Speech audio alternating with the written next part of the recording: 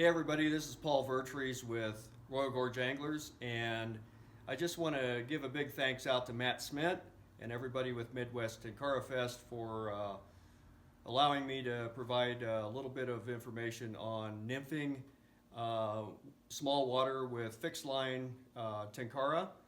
And so we're going to get busy with this, and hopefully you can pick up something from this presentation that you can use. So we're going to talk about a few things here in the shop, and then we're going to move out to the water and put this to use real time. So here in the shop, we're going to talk about lines. I'm going to share some fly patterns with you that we typically use that I think you probably can in the driftless as well. We're going to talk about adding weight to the Tenkara line and tippet system, and then we're going to talk about small water versus larger water and kind of some of the differences that you'll see between the two. So let's move on. Okay, let's talk about lines that I use for nymphing. One of the easiest options is fluorocarbon level line material.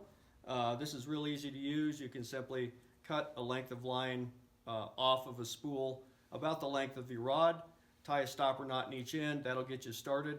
Then you can attach tippet onto the end of the line and go ahead and put your nymph rig on there. Now, another option that I've designed and we now offer at Royal Gorge Anglers is our Tactical Tenkara Nymphing line.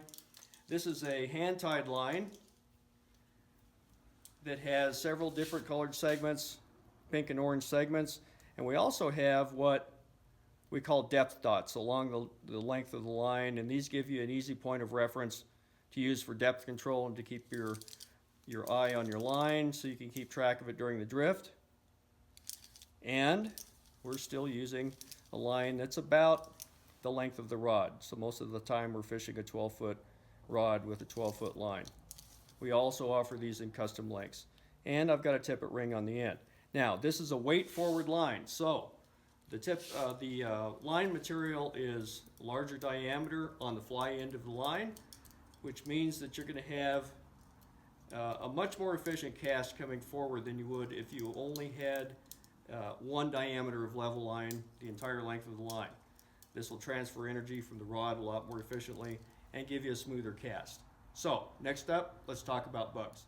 Okay, let's talk bugs. The first thing I want to talk about are some fly patterns that would be useful in the driftless. And I'm going to key in on about 3 different insects.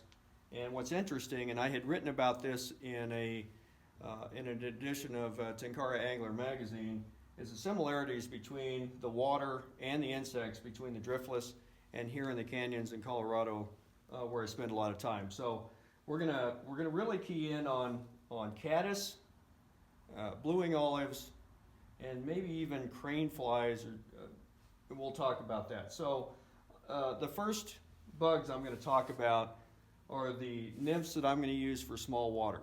And you'll see us use this on the water later today when we get out into the canyon. So I'm going to talk about a typical nymph rig and how I set that up and show you how it works.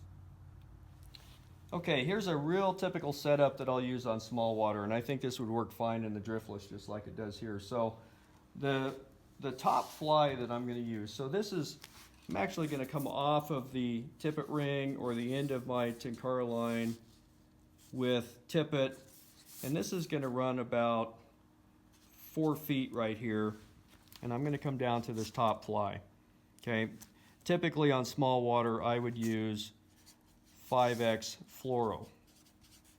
Okay, 5X fluoro. Fluorocarbon tippet material reflects a lot less light. It's more abrasion resistant. It's just better to use. So I'm going to come down about 4 feet, 5X fluoro to this top fly. Now, just so happens this is one of the most useful flies that I have for a top fly on a nymph rig. This is a number 16, size 16, rubber leg psycho prints. It's a great attractor nymph.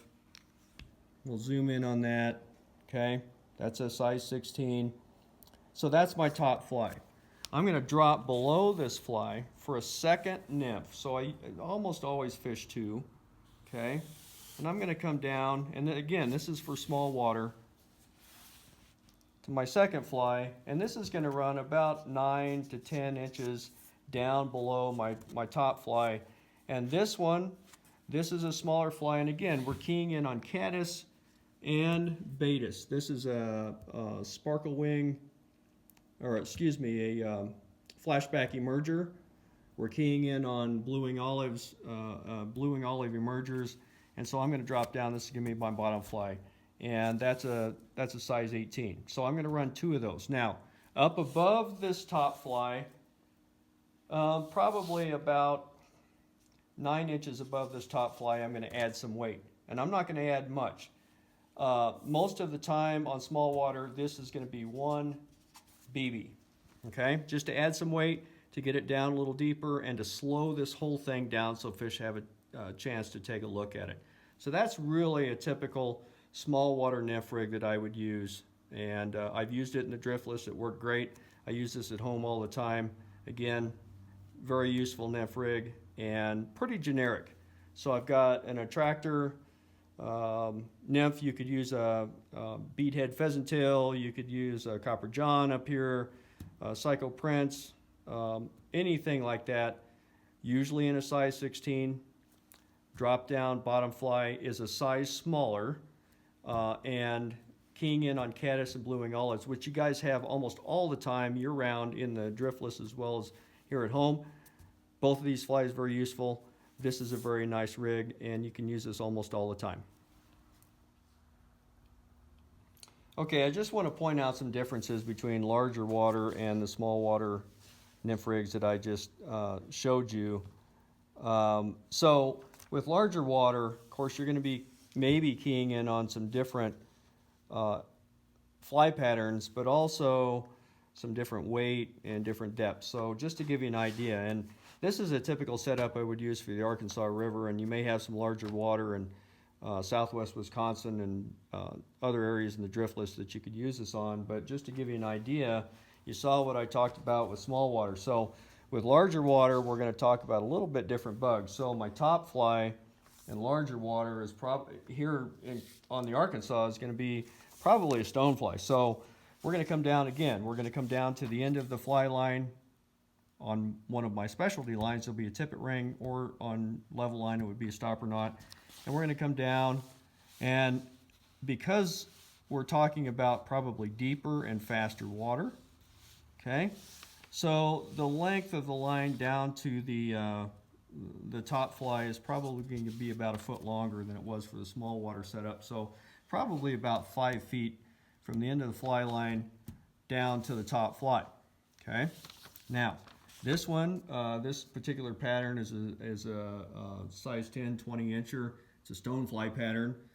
You could use a little bit larger crane fly pattern, and I know you guys in the driftless, you've got plenty of crane fly larvae coming up. You could use one there as long as it's weighted. You could even use a killer bug if you tie it with a bead, so it has some weight. A cream colored or a tan colored killer bug is really, and we were talking about this at the shop the other day, a really good crane fly larva pattern. So anyway, that's the top fly. Now, larger water, we're going to drop down, and again, we're going to drop farther down. On small water, we were dropping about 9 to 10 inches down below the first fly to the second fly. This one, we're going to drop probably 10 to 12 inches down to our bottom fly, okay? In this case, and again, we're keying in on caddis. We're talking about caddis and blue wing olives. We have these bugs around most of the time, most of the year. This happens to be a size 14 net builder caddis, but you could have any kind of caddis pupa or caddis larva, size 14 or 16. And again, this has a little bit of weight, so because we have bigger water, we want to slow this down with a little bit of weight. We've got a bead on that fly. And then dropping down to our third fly. And here in Colorado, we can actually fish 3 flies at once. We're going to drop down, and we're going to key in on and this is probably going to be another 9 to 10 inches. And we've got another baetis emerger down here. So we're talking about 3 different insects crane fly, stone fly up on top, big fly, top fly, middle one, caddis, bottom fly, blueing olive emerger, Baetis emerger, and you can kind of see the setup. But with larger water, you need more weight. Typically, you've got more volume on flow. You need to slow that nymph rig down, so you're going to add more weight. So up on top, above the top fly, again, we're going to a little more space than we had with the small water rig. I'm going to run this about 10 inches down, and I'll typically run 2 BBs up there to slow this down. And this is a very typical rig that we would use on the Arkansas, you know, similar type water. I think you probably have some larger streams in your area that you could use this on, but this gives you an idea of how we've downsized a typical nymph rig for larger water. We've downsized it about one size down on flies, and we've cut the weight in half on the split shot up here above the top fly. And we've done that because we've got lighter weight lines, we've got more flexible rods, and we've come up with a system that really works well for Tenkara and fixed line systems by downsizing a standard nymph rig that we would use and really matching it up for fixed line fishing. So there you have it. We've about wrapped up at the shop. We've talked about different types of line options. We've talked about fly patterns, kind of some differences in weight that you would add to the fly line as well, or the tippet, as well as different size fly patterns that you would use, and the differences between small and larger water. So the next thing we're going to do, we're going to move out to the canyons, we're going to hike up in there and kind of show you how this is done on the water. Let's go.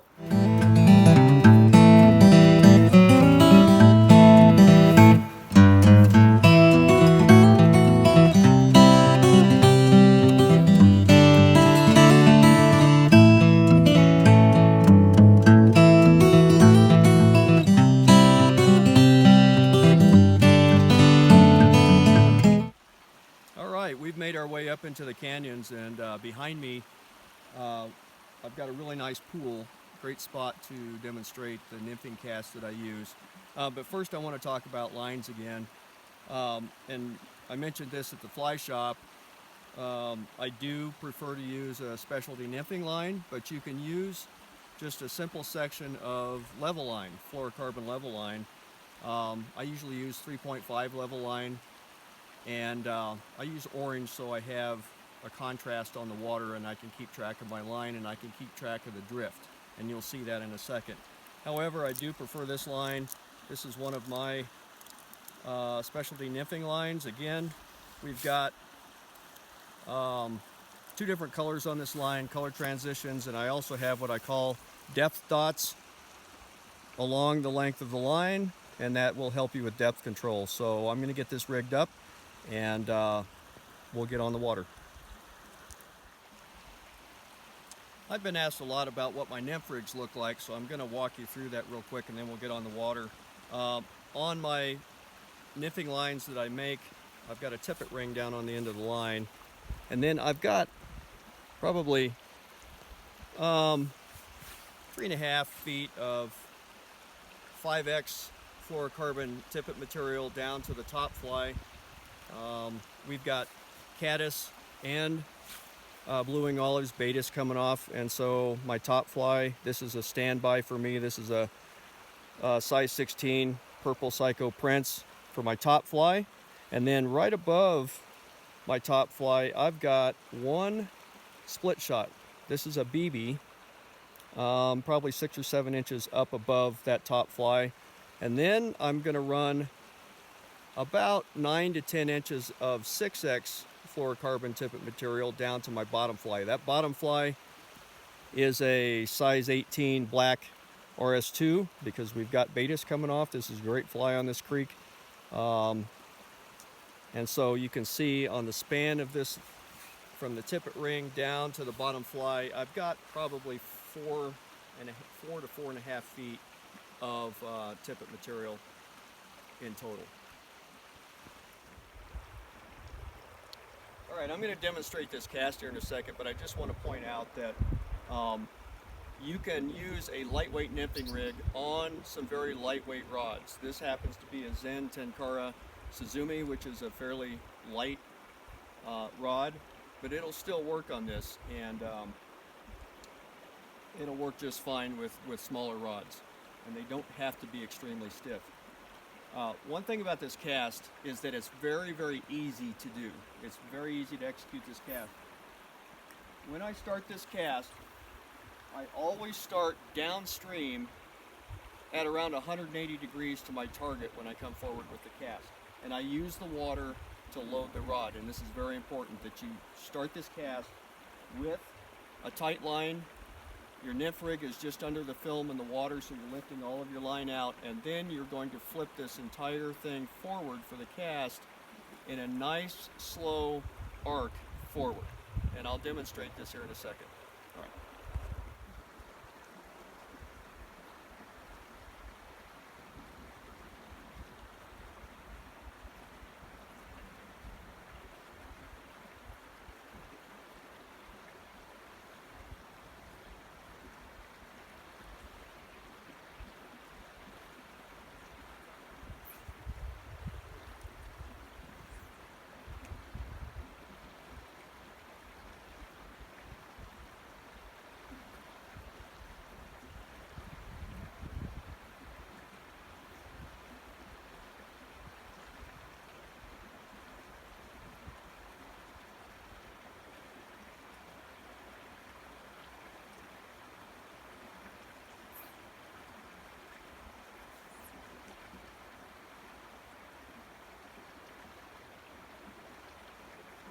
Go ahead and shut that off.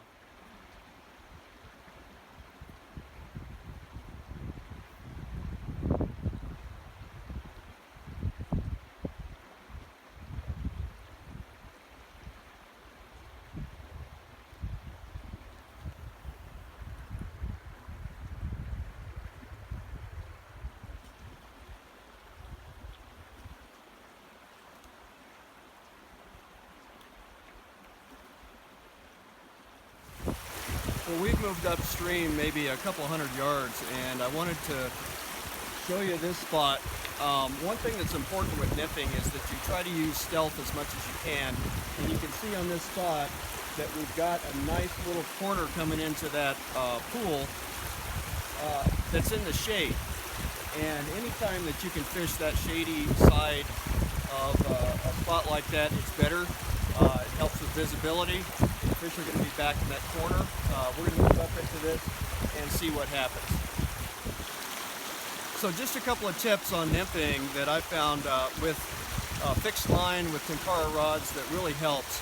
And you'll see me do this, and you saw this earlier, is that I'm going to stay ahead of my flies and my line with the rod. So I'm not on top of the nymph rig and I'm not behind it. I'm actually leading it just a little bit. Not enough to drag it through the water, but I'm staying ahead of it to keep tension on that line where I can feel those takes. Sometimes they're very subtle, but you'll see that I'm staying ahead of the nymph rig, I'm staying ahead of the line with the rod.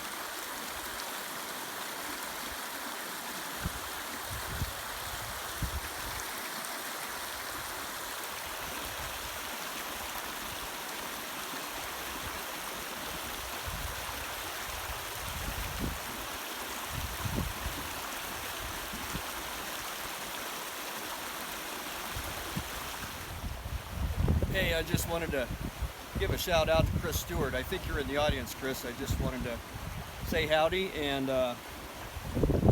just had a big tangle here on my nymph rig, so I cut it off, and I'm going to put a killer bug on, Chris, and put a little weight in front of it and put it down through this pool and see what happens.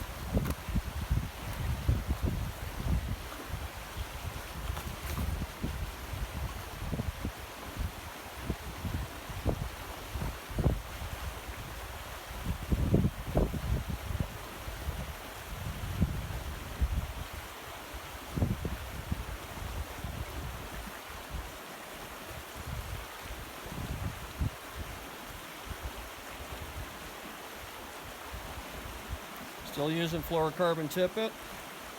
Still going to use a BB in front of this. We're not going to run two nymphs. We're just going to put this killer bug on and see what happens in this pool.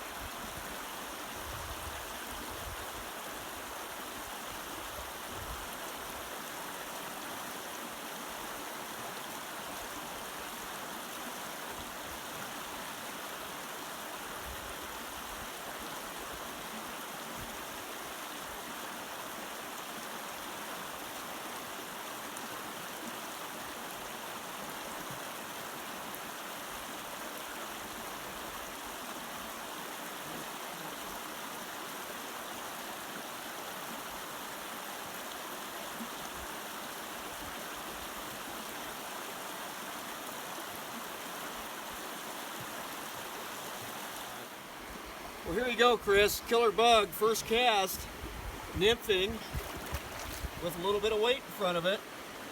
And you can see this beautiful rainbow trout. Beautiful fish.